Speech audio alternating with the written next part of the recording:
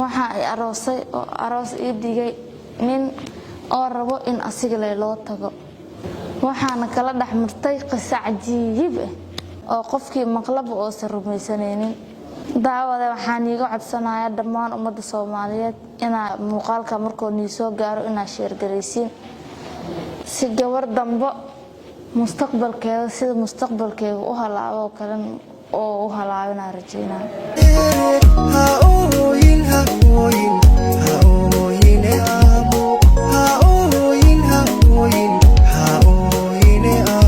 السلام عليكم أصحابتا maanta qisa aan wada qisadaas oo ah aniinkeyga na dhaxmartay qisada waxay ahayd wiil maalmaha kamid isbaranay wiilka marka isbaranay kadib waa isku shukaansaneenay lacag oo isiin jiray lacag oo ii soo diri jiray maalmaha kamid wuxuu yiray waa isguursaneynaa diyaar waayaan waxa ku diiday malaha isguursan karnaa oo imaaday wiilkii way dhahay waa isguursaneynaa waxaan dhahay cideeda iga doono markaas ay cidaada ka doonana waa isguursaneynaa hooyaday aabahaygu u tagay wuxuu dhahay gabadhiina rabaa hal ay siiyay amal waa la isoo siiyay aqal oo ii sameeyay oo idajiyay marka noqday marwo aroos la ii dhigay marka arooska la ii dhigay kadib iskula joognay banaanka dhan oo ii diidi jiray ma ogolaan jiray xitaa inaa banaanka adeeg iyo wax u doonto dado igu diri jiray waxa uu dhihi jiray ma bixi kartid adiga guriga iska fadhi adeega fadhiga lagu keeno oo dhihi jiray maalmaha kamid waxa maqlaabo orod banaanka u bax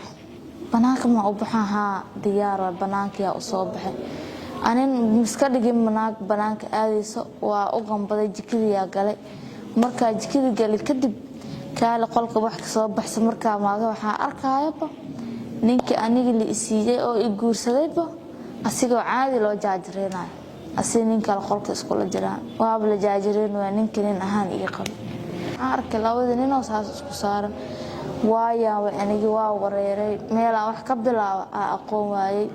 cideedan waa la wadaagi waxa isla xoogo way adag tahay arintan isku akeen kartaa waa soo baxay wixii qolka ka soo baxsaday jikada tagay mar labaad hadana waa u laabtay sidii leewa mar saddexaad u laabtay sidii waa marka arkayba waxa inay dhab tahay marka ogaaday ayaaba jikada ku noqday meesha fikir ku bilaabay waxa sameeyaa garan waayay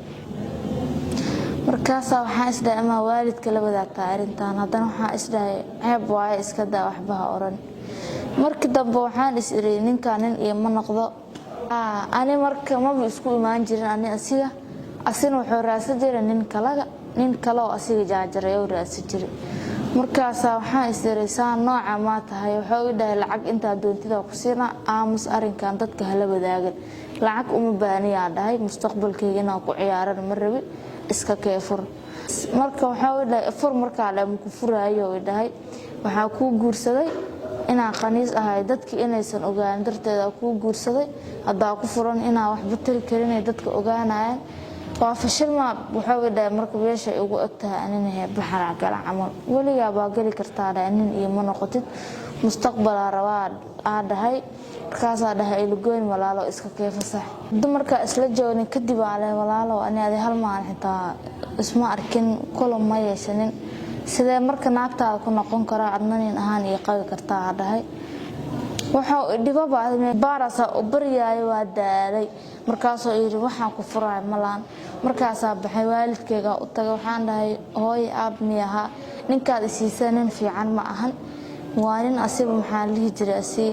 nin kale oo wacnaayo sidii nin inaa amal isku tagay ninkaas marwe ninkaas la iga furo sidii la iga furo